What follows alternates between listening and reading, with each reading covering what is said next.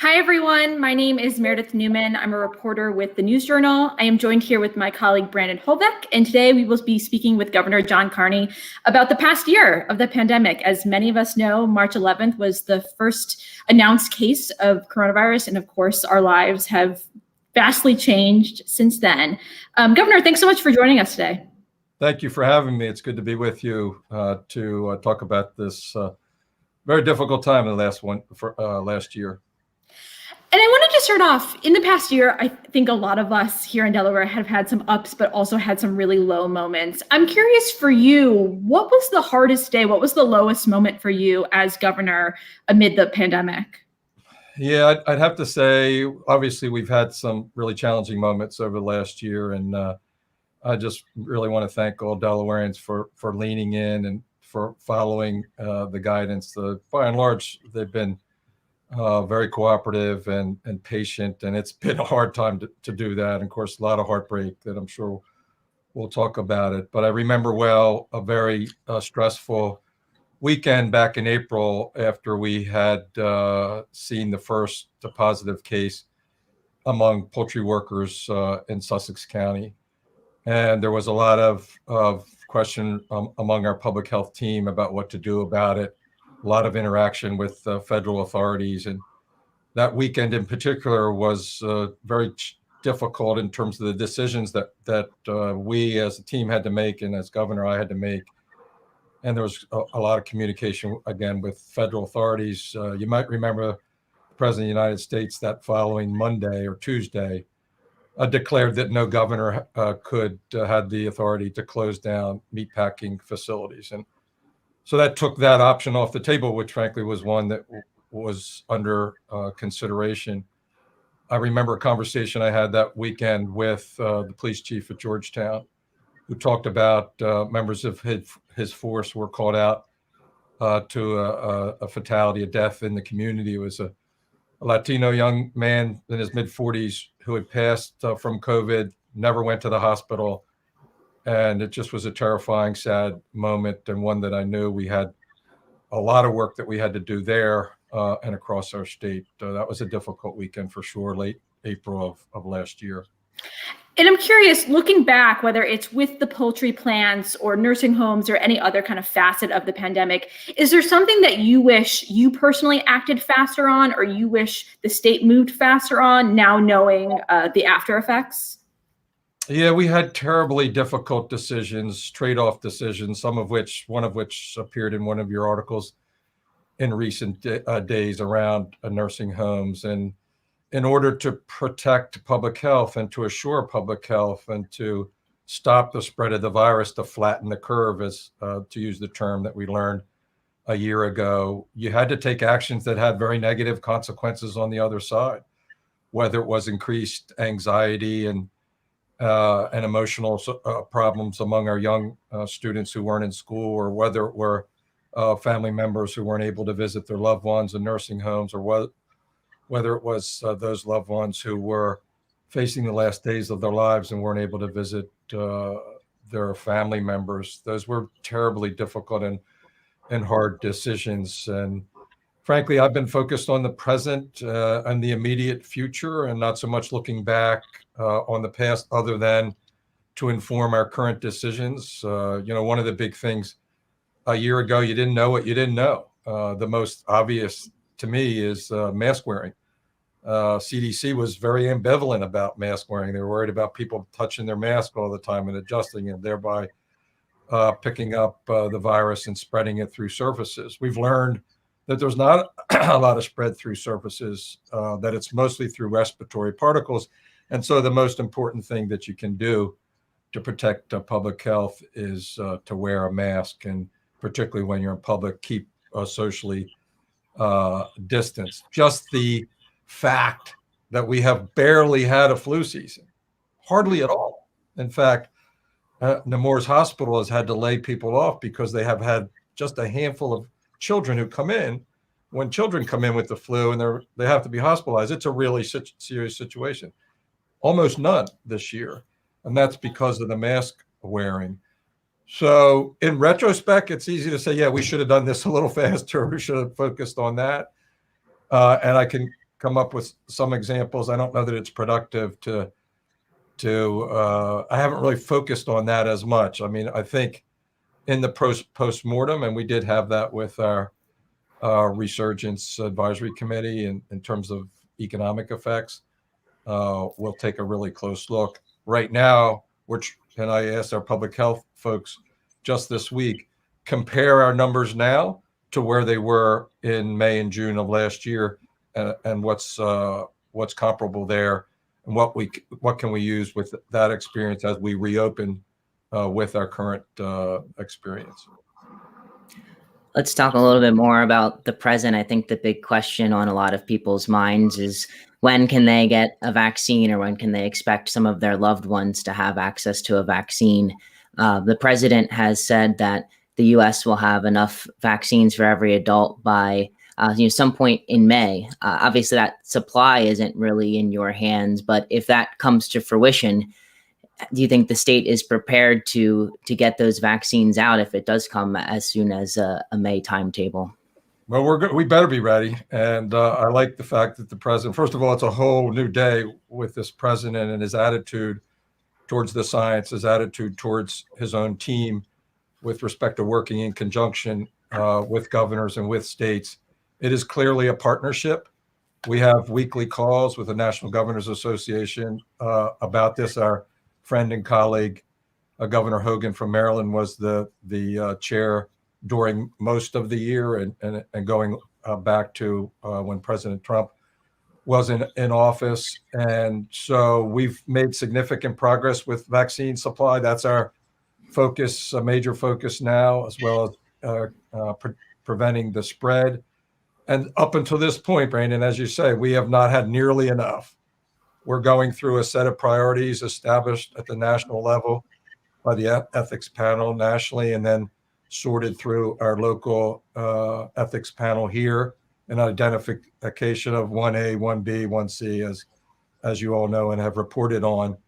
We're moving through the over 65 and older population. We started from on our wait list from those that they're the oldest in that group, working now to first responders first, 1A, healthcare workers, first responders, law enforcement, then to the 65 and older, and now moving into essential businesses within those categories, and on to 1C, where you would be looking at those individuals under 65 who have pre-existing condition. Our goal is fast and fair. You've heard me say that before. As quickly as we get it, we can move it out. We can talk about the challenge we have right now.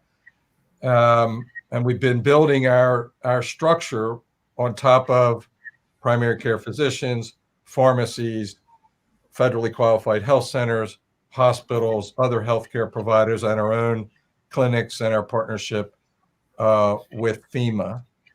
And the challenge along with that is the fair part of it, to make sure we're getting communities of color and more vulnerable communities who aren't as tech savvy in terms of getting on a wait list, getting access to our big clinics like the one we've had at Dover Downs and some of the larger clinics that we've had.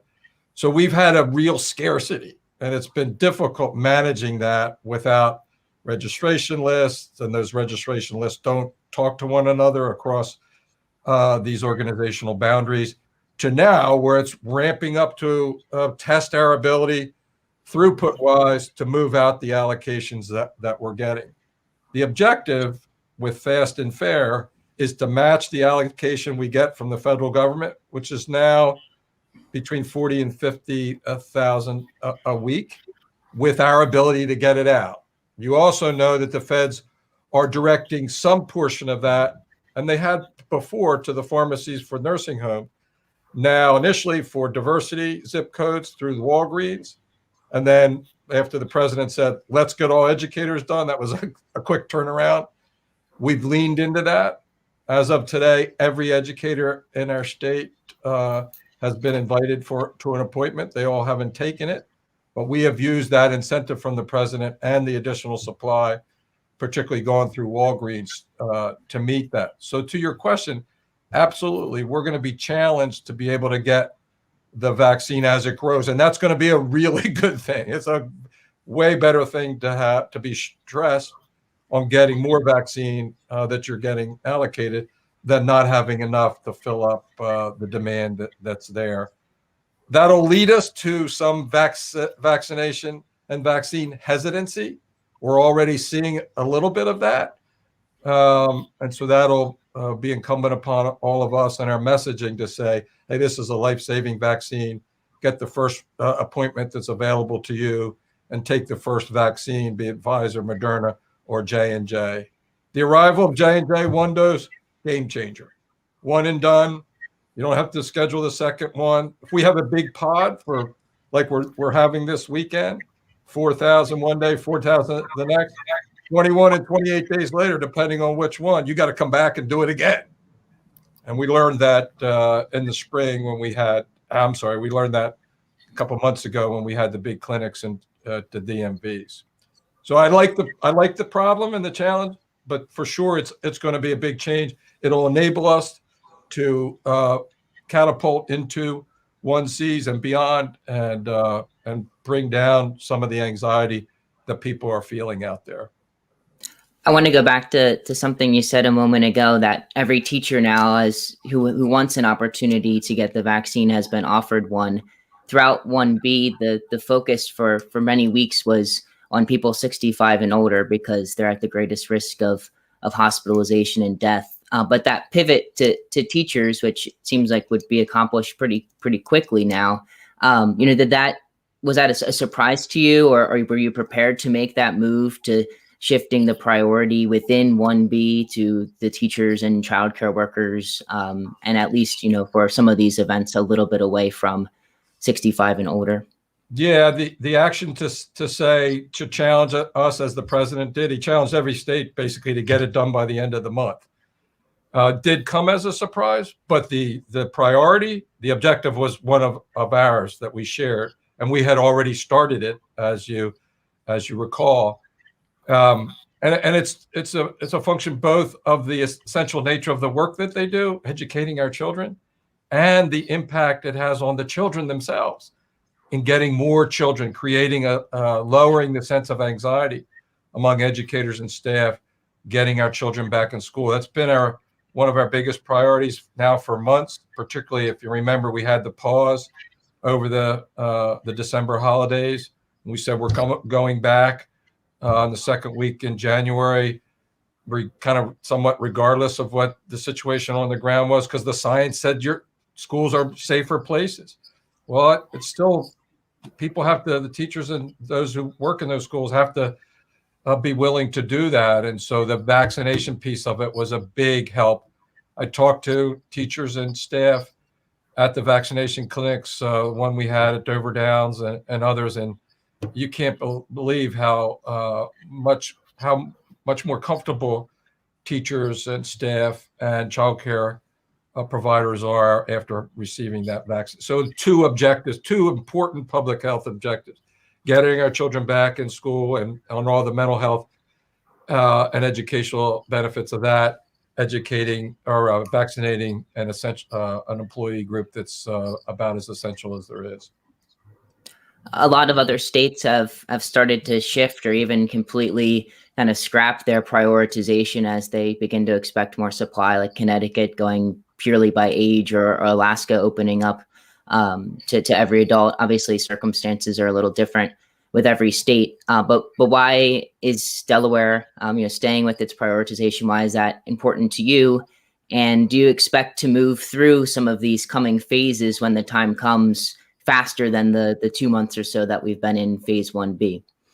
Yeah, I think it was important and is important to follow the prioritization, to make it more objective as opposed to who knows who and all that. And there's been some of that, as you know, and have reported on. And so we're going to try to stick to those priorities. 1A was those frontline healthcare workers, frontline law enforcement, paramedics, all those folks that were part of our healthcare system. Then the groups that were most at risk, our 65 and older population. And we started in our wait list from the oldest first. I remember going to the clinic at Chase Center and meeting a woman, 102 years old. Another guy was going to turn 100 like 2 weeks later.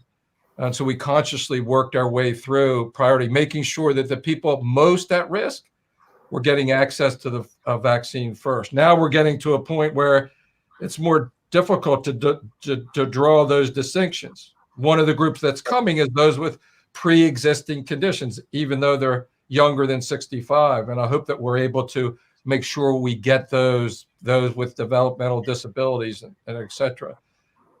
We've focused on our teachers and childcare workers, and we've got poultry and other frontline food service workers coming up.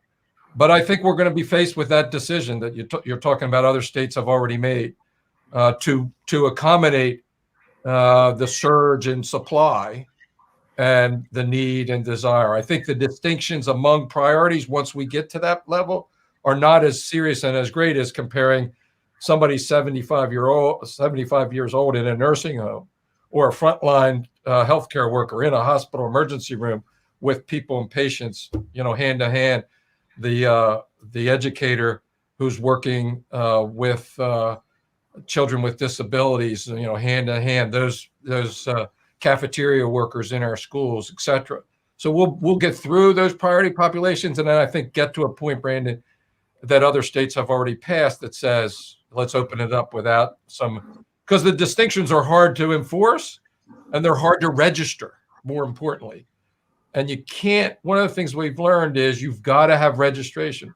For one reason, you got to register the second dose for the 2-dose vaccines.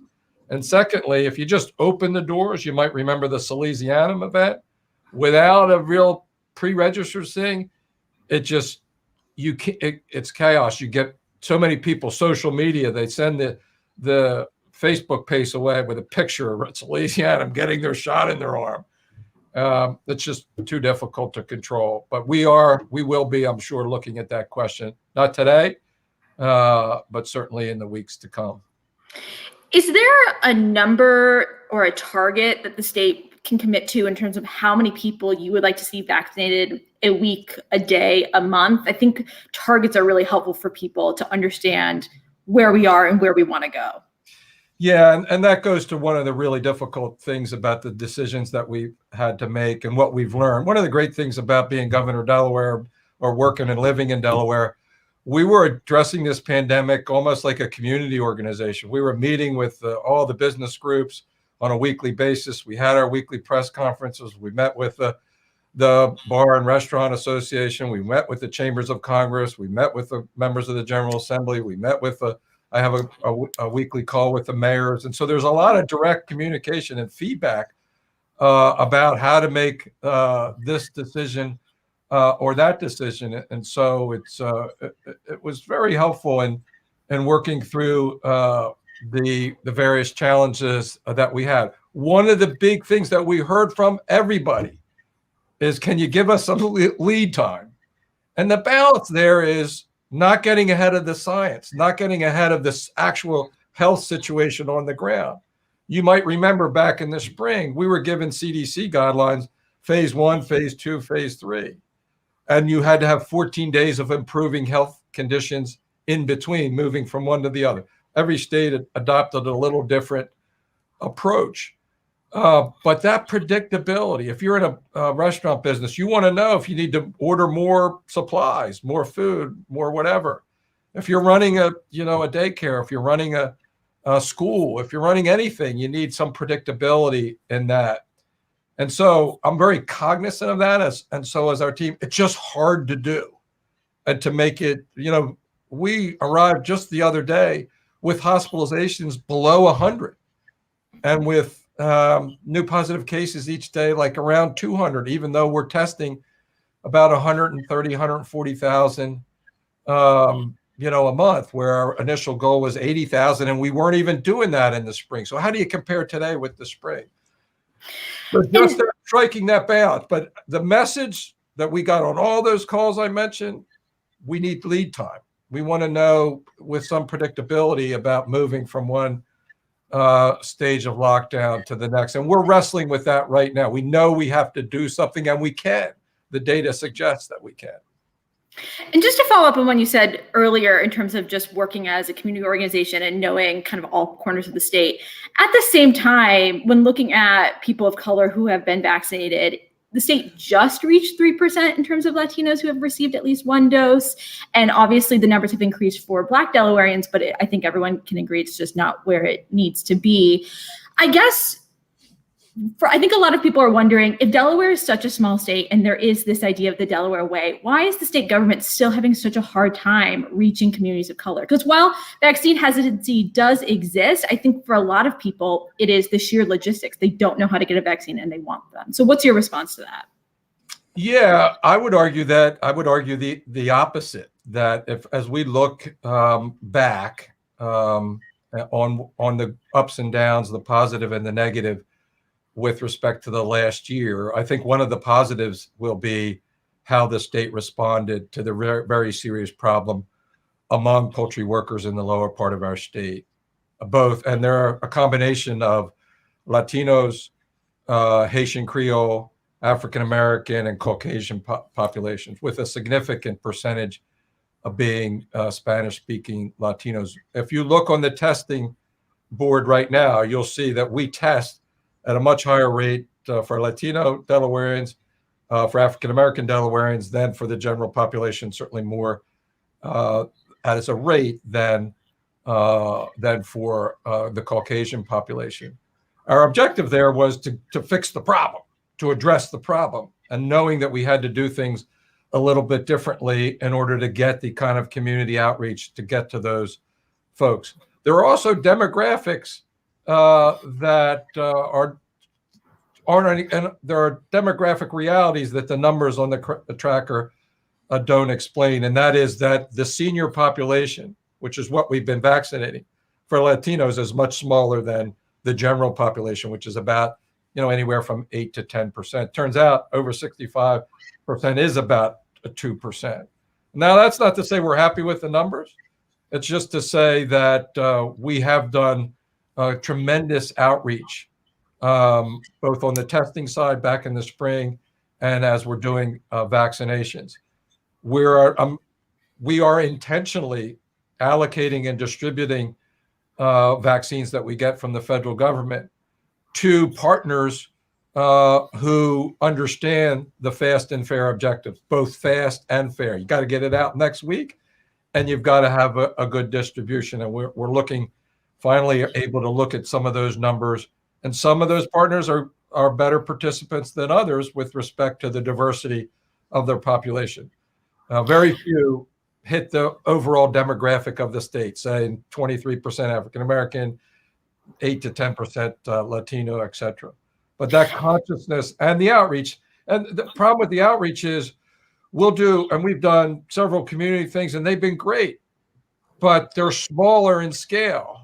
And then we do, like we will this weekend, 8,000 off of our list, which aren't as diverse. And that's how you kind of dig the hole a little bit deeper in terms of the demographics. But it is one of our highest objectives. I would argue we do better than other states because we are small and we know one another and we have great partners at the community level. I'm curious, what do you think, if anything, needs to change about state government so that instead of responding to issues, those issues never arise in the first place? Yeah, I mean, I think our healthcare delivery system to minority communities of color needs to be improved. Public health has been working on that prior to the pandemic. When I was lieutenant governor, I led a task force that looked at health disparities, and those haven't changed. It's a whole series of things associated with poverty and access and history of discrimination and all of that.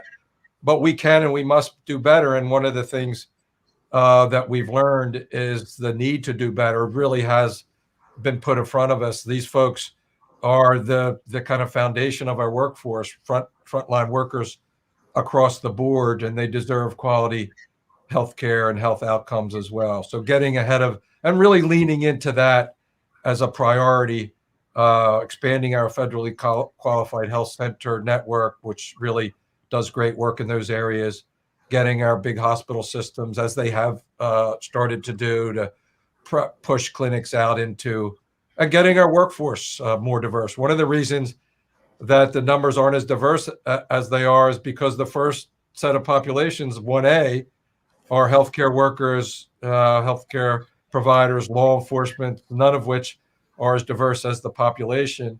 And then those 65 and older, which at least on the Latino side, tend not to be as diverse. The population tends to be younger. So we've got, we will use that to inform our public health approaches to all communities as we move forward. And just one last question for me.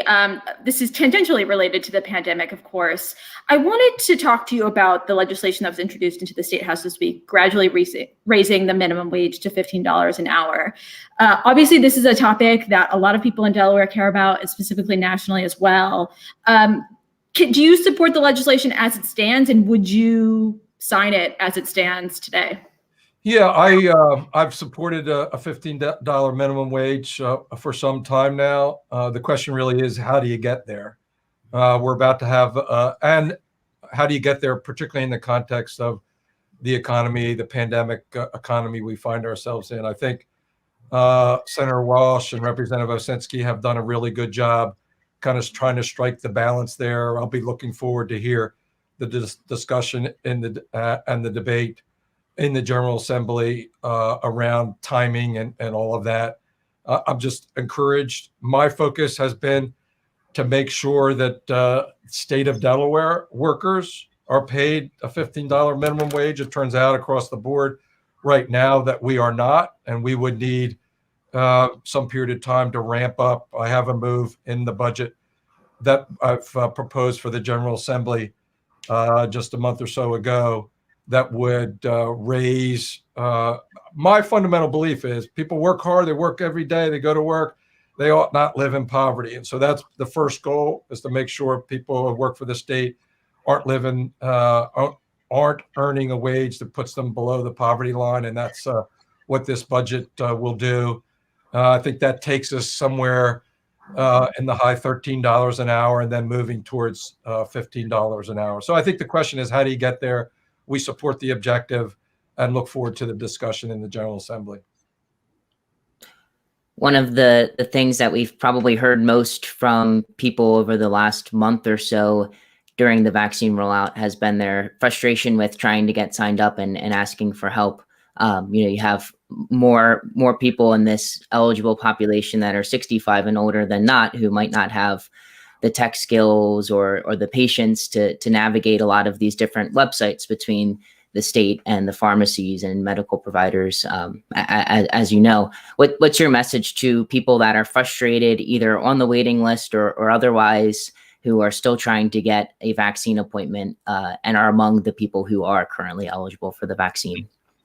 Yeah, first of all, I hear and I understand their frustration. I have a few observations about why that's the case. And I apologize and have for our large clinics that were problematic. We had two in the very cold weather where we were just kind of learning how to do a large vaccination site, one at Delaware City and one at Georgetown, where people had to wait way too long. And I can't apologize enough about that. And I take responsibility for that as governor. We were pushing fast and fair, and sometimes you try to do things too fast and you don't do it as well. We learned a lot from that. I mean, one of the biggest challenges is the issue of technology and getting people registered.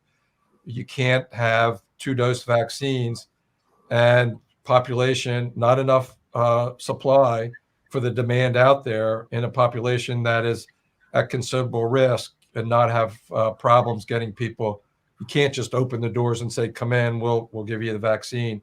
It just creates chaos. And so you need a mechanism for registering people, and all the various agencies, our partners, hospitals, pharmacies, the state system, talk to each other in various degrees, right?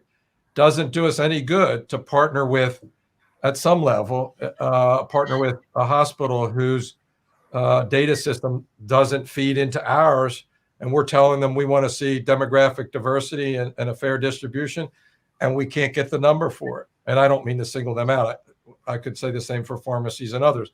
We have fixed some of those, but we have, as we speak, members of our National Guard doing manual data entry on vaccination sites that were kind of hand registered in some kind of way, just to accommodate that.